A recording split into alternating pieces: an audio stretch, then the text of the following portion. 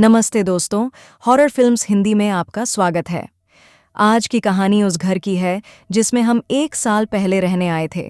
ये घर अपने पुराने बगीचे के लिए प्रसिद्ध था, लेकिन मैं कभी नहीं जान पाई कि वो बगीचा कितना खतरनाक हो सकता है। बगीचा बहुत सुंदर था, लेकिन उसमें कुछ था जो बहुत अजीब था।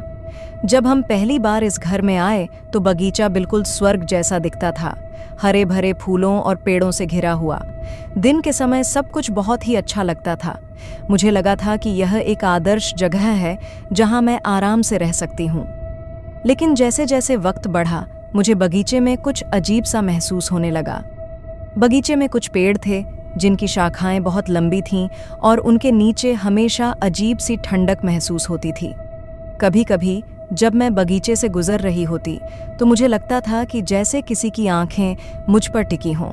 मुझे ये सब सिर्फ मेरे मन का वहम लगा था, लेकिन कुछ दिन बाद मेरे दोस्तों और परिवार वालों ने भी मुझे यह बताना शुरू किया कि बगीचे में कुछ अजीब सा था।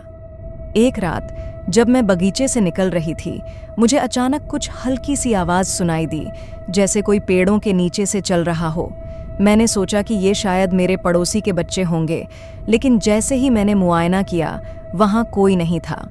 फिर मुझे आभास हुआ कि वो आवाज़ सिर्फ मेरे आसपास ही नहीं, बल्कि जैसे किसी दूसरे से आई हो। उस रात मुझे फिर से बगीचे से गुजरना पड़ा। मुझे रात के अंधेरे में कुछ ऐसा महसूस हो रहा था कि जैसे बगीचा खुद मेरे अंदर आने की कोशिश कर रहा हो। पेड़ों के पत्ते जरा जरा सी आवाज़ करते हुए झर रहे थे, और जैसे जैसे मैं बगीचे के बीच से गुजर रही थी, मुझे महसूस हो रहा था कि कोई मेरे पीछे है। मेरी धड़कन तेज हो गई थी, लेकिन जब मैंने पीछे मुड़कर देखा तो वहाँ कुछ भी नहीं था। फिर अचानक मुझे वह साया दिखा जो पेड़ों के बीच से मुझे घूर रहा था। मैंने घबराकर उस साये की ओर देखा, और जैसे ही मैं पलटी, वह साया गायब हो गया। मेरे पैरों तले जमीन खिसक गई। मैं समझ नहीं पाई कि वह क्या था। क्या वह सच में कोई था या फिर यह सिर्फ मेरी कल्पना थी? लेकिन यह डर मेरे दिल में बैठ गया था। अब मैं हर रात बगीचे से गुजरने से डरने लगी थी। एक सुबह जब मैं बगीचे में बाहर गई तो मैं डर के मारे कांप रही थी, लेकिन उस दिन कुछ ऐसा हुआ जिसने मुझे और भी घबराया दिया। मुझे बगीचे के एक कोने में खून के धब्बे मिले। यह देखकर मेरी आंखों में आंसू थे, क्योंकि मुझे अब यकीन हो गया था कि कुछ बहुत गलत था।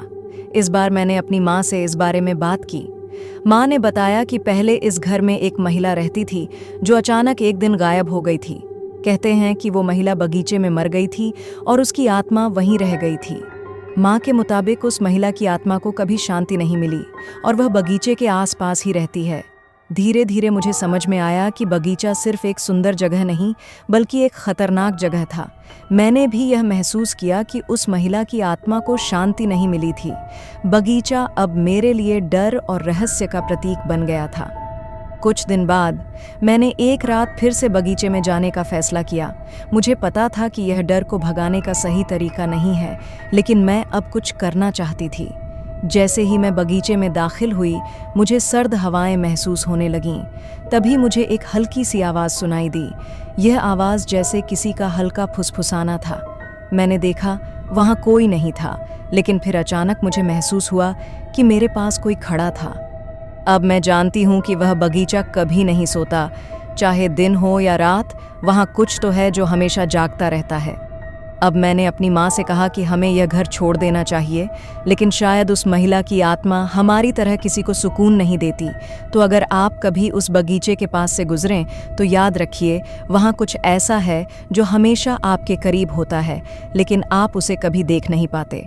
अगर आपको यह कहानी पसंद आई हो तो इसे लाइक करें और मेरे चैनल को सब्सक्राइब करना ना भूलें।